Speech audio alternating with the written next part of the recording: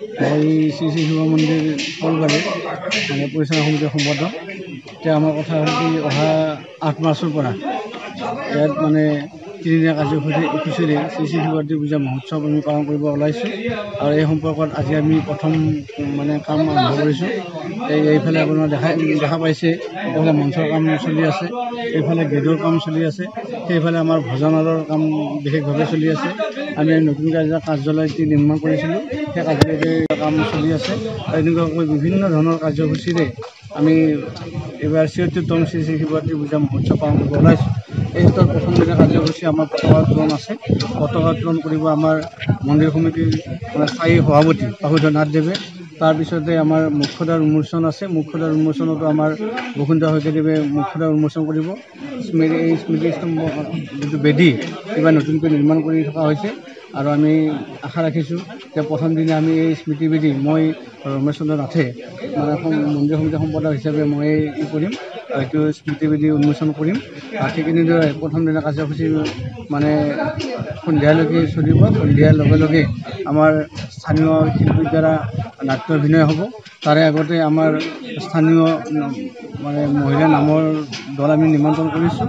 আৰু সেই মহিলা নাম দলৰ জৰিয়তে আমাৰ নাম পৰিৱেশন কৰিব, আৰিয়া প্ৰজ্বলন চলিব।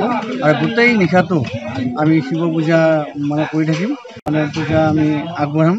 আৰু তাত সকলো মানুহে আমাৰ এই 5টি চুকৰ মানুহে লঘোণে মানে ৰাতিপুৱাৰ পৰা লঘোণে থাকিব।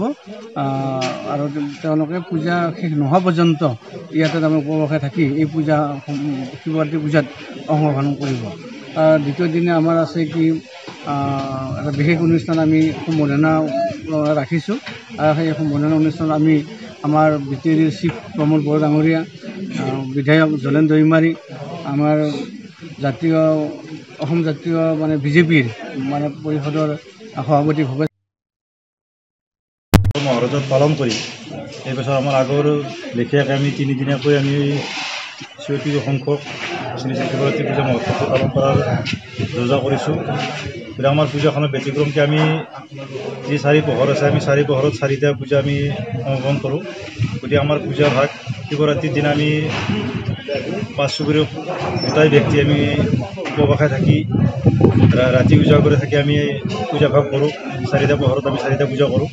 গতিকে আমাৰ পূজা ভাগ শেষ হওঁতে আমাৰ ৰাতিপুৱা 4মান বাজে। গতিকে 4মান বজাতহে আমাৰ যিখিনি পূজাত জড়িত ব্যক্তি সেই ব্যক্তিবিলাকে মানে ভোগ ভাত গ্ৰহণ কৰে। তাৰ আগত কিন্তু আমাৰ কোনো ব্যক্তিয়ে ভোগ ভাত গ্ৰহণ নকৰে। তাৰ পিছৰ দিনা আমাৰ যিটো মানে বিষ্ণু পূজা, আমাৰ প্ৰত্যেক চুবুৰীৰ দোকানবিলাক আনি আমি বিষ্ণু পূজা ভাগ কৰোঁ।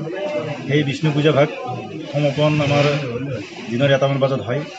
বিষ্ণু পূজা শেষ হোৱাৰ পিছত আমি সমূহ ৰাইজে আমি বিষ্ণু ভোগ গ্ৰহণ কৰোঁ।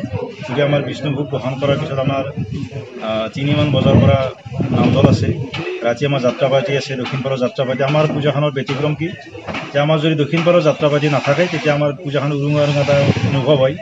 গতিকে আমাৰ পূজাৰ বৈশিষ্ট্য আমাৰ দক্ষিণপাৰৰ যাত্ৰা পাৰ্টি আমাৰ লাগিবই। গতিকে প্ৰথম দিনাও আমাৰ যাত্ৰা পাৰ্টি আছে, স্থানীয় যাত্ৰা পাৰ্টি। গতিকে ছেকেণ্ড ডে আমাৰ দক্ষিণপাৰৰ যাত্ৰা পাৰ্টি থাকিব। আৰু তৃতীয় দিনা আমাৰ শেষৰ দিনা আমি 2টা নামৰ দল মাতিছোঁ। দিনৰ ভাগত আমাৰ মন্দিৰ সমিতি সাধাৰণ সভা থাকিব। গতিকে আমি পূজাখনত আমি যি 2 দিন হৈ গ'ল সেই 2 দিনত আমাৰ পূজাৰ যিখিনি খতিয়ান আমাৰ মানে কিবা যদি ভুল হ'ল বা হোৱা নাই, আমি যদি কিবা ভুল হৈছে আমি সেইটো সংশোধনীৰ কাৰণে আমি ব্যৱস্থা কৰোঁ। গতিকে আমি পৰ্যালোচনা আমি 2য় দিনা কৰোঁ। গতিকে আবেলি ভাগত আমাৰ 2টা নামৰ দল মাতিছোঁ। ৰুণু নাথ মানে ৰুণু নাথ এতিয়া যদিও নামটো অলপ মানে পুৰণি লাগে।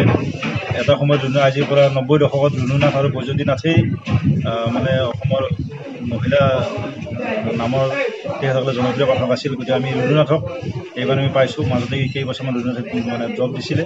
গতিকে আমি পুনৰ ৰুণু নাথক আমি পাই এইবাৰ ৰুণু নাথক মাতিছোঁ। ৰুণু নাথৰ লগতে আমাৰ মানে বিকি কলিতা হাতীকুছি নলবাৰী বিকি কলিতাক মাতিছোঁ। গতিকে আমি লাষ্টৰ দিনা বিকি কলিতা আৰু ৰুণু নাথৰ নামেৰে আমি শেষ কৰিম। গতিকে আমি 3 দিনীয়া প্ৰস্তুতি ৰাখিছোঁ। ভাবিছোঁ ৰাইজৰ আমাৰ যিখিনি সহায় আমাৰ 5 চুবুৰীৰ উপৰিও আমাৰ নাওকটা অঞ্চল, মহৰীপাৰা অঞ্চলৰ প্ৰায় ব্যক্তিয়ে আমাৰ ইয়াত শৰাই লৈ আহে। আৰু আমাৰ শৰাই বেলেগ মন্দিৰৰ লেখীয়াকৈ আমি শৰাই ভাগ মানে পূজা শেষ নহ'লৈকে আমি শৰাই গৰাকীবিলাকক আমি দিয়া নহয়। গতিকে পূজা শেষ হোৱাৰ পিছত আমি যি কুপন আমি ব্যৱস্থা কৰোঁ, যাত্ৰী শৰাই লৈ অহাৰ পিছত কুপন দিওঁ। সেই কুপন মানে দেখুৱাই পিছদিনা আমাৰ পৰা মানে শৰাইবিলাক লৈ যায়। আমি পূজা শেষ হোৱাৰ পিছত আমি শৰাইৰ ব্যৱস্থা কৰোঁ। গতিকে শৰাইবিলাক আমি যাত্ৰীবিলাকে কুপন দিয়াৰ লগে লগে আমি শৰাইবিলাক আমি ঘূৰাই দিওঁ। এনেকুৱাভাৱে আমাৰ প্ৰস্তুতিখিনি এতিয়ালৈকে চলি আছে। গতিকে আজি আমাৰ মানে যি ৰাজহুৱা কাম অলৰেডি আমাৰ পেণ্ডেলৰ কামবিলাক কৰিব। আমাৰ ডাটা আছে, আমাৰ মানে যিখন ৰভা সেই ৰভাখন ডাটা আছে। আমাৰ একেৰাহে 25 বছৰ আমাক দান হিচাপে আগবঢ়াব পংকজ কলিতাই, পূব নগৰ নিবাসী। গতিকে তেখেতে কাম এতিয়ালৈকে কৰা নাই যদিও অহাকালি আৰু পৰহি তেখেতে পূজাৰ আগত তেখেতে কামটো শেষ কৰিব ৰভাৰ কামটো। গতিকে আমি বাকী আমাৰ যি বিষ্ণু পূজাৰ মণ্ডপ বা কাৰ্যালয় এইবিলাক কাম আমাৰ মানে স্থানীয় কৃষ্ণকান্ত নাথে কৰি আছে।